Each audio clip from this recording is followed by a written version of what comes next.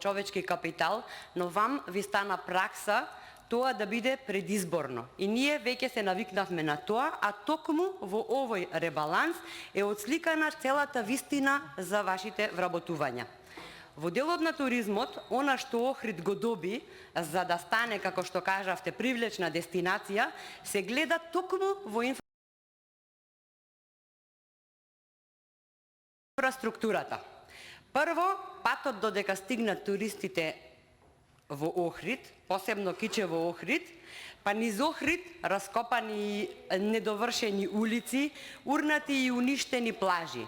Туристите, почитувана колешке, не ги интересира несреденоста и несреденоста на системот и неспособноста на власта.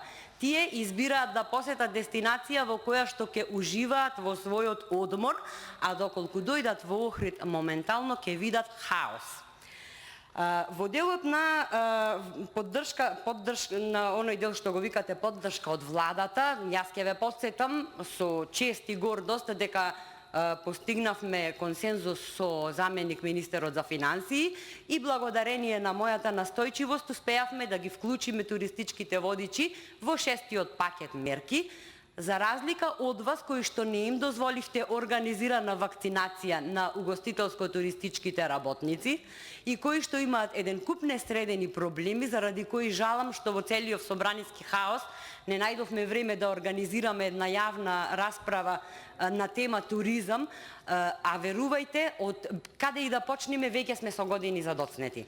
Ке инсистираме што е можно поскоро во склоп на нашите можности да организираме ваква јавна расправа, па бидете си подготвени на прашањата кои што ќе ви ги постават вработените во угостителско-туристичкиот сектор, кои што според вас виделе многу големи придобивки од вашето функционирање и од вашето водење на туризмот.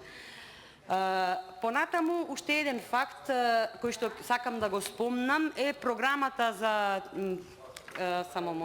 програмата за развој на туризмот во Република Македонија за 2021 година и тука во точка 5, оваа програма после ковид пандемија не ми е јасно како се состои од само 9 точки со кои меѓу кои е и исплата на чланарина, значи со 8 точки планирате да го опоравувате туризмот. Тоа е идејата на владата за опоравување на туризмот. Во точка 5 стои промоција на еколошки зони, екотуризам. Колешката Жаклина е тука, значи заедно со неа се поддржавме двете и поднесовме амандман, се предложи амандманот и е ставен во владина програма. Амандманот беше за промоција на еколошки зони. Сега Министерството за економија се обврза дека ќе изготви студија за екотуризам и план за промоција на потенцијалите за развој на екотуризмот. За тоа ќе спроведе јавна набавка за да се подготват оваа стратегија и овој план. И оваа активност, како што е наведено, ќе се реализирала во периодот од месец март до месец мај 2021 година.